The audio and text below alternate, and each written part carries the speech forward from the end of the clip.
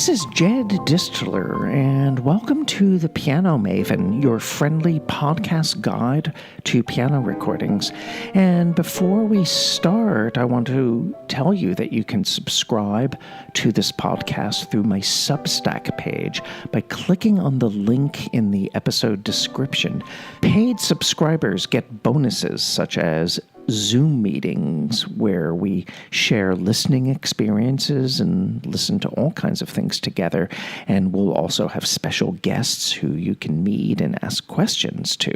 So please consider subscribing to help us reach out further into the piano community and to help keep the podcast in production.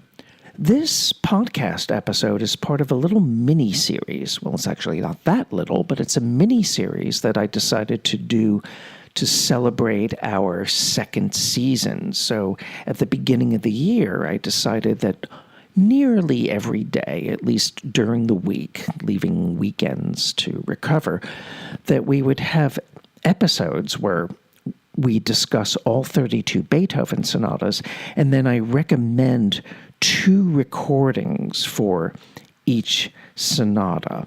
One recording is historic or archival, and then the other recording is a modern recording from the stereo and digital era.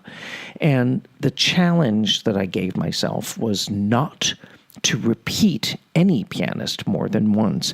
So by the end of this Beethoven mini-series, we will have discussed 32 sonatas and 64 pianists to consider. I love the Sonata number 18 in E-flat major, opus 31, number 3. It's basically a sunny and outgoing work in all of the movements, pretty much. The scherzo's use of détaché articulation reminds me so much of woodwinds. The minuet is one of Beethoven's loveliest, and that presto con fuoco finale is a wild, virtuoso tour de force that's always so much fun to hear, especially when you have a pianist who can play it up to tempo, yet also make the most musical sense out of it without derailing or going past the legal speed limit.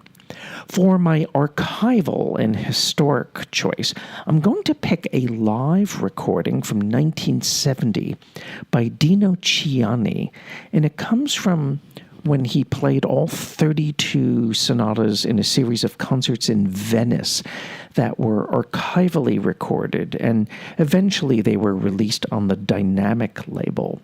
He did not record all the sonatas in the studio because Dino Ciani died very young in a car accident in 1974. So many archival recordings from concerts and broadcasts were issued after his death, including this Beethoven cycle.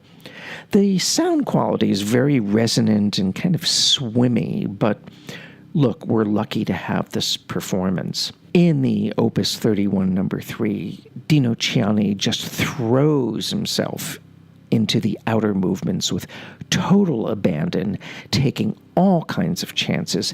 It's such an exciting performance. For the modern recording, I want to talk about my dear friend and colleague, the composer and pianist Stuart Goodyear, who recorded all of the Beethoven sonatas for the Marquis label. He brings such great vitality and creative nuance to his recording of Opus 31, number 3. He also has the ability to adjust his sound and his balances in order to underline a surprising modulation or an interesting sequence of counterpoint. But he does this in a way without being overtly obvious about it. I think this is one of his strongest performances in a Beethoven cycle that contains nothing but strong performances. And also what I love about Stuart Goodyear's Beethoven is that he never imitates his predecessors. He plays like himself while totally serving the composer, and that's nothing to sniff at. This is Jed Distler, and you've been listening to The Piano Maven, your friendly podcast guide to piano recordings. So our next Beethoven Sonata podcast will feature the 2 little sonatas of Opus 49, and these are pieces that generally people don't really care about too much, but they're very charming early works, and this is like a little place of respite before we get to the big boys, so to speak, like the Waldstein and the Appassionata and going on and on and on. Anyway, take good care, and I look forward to being with you next time for the Piano Maven.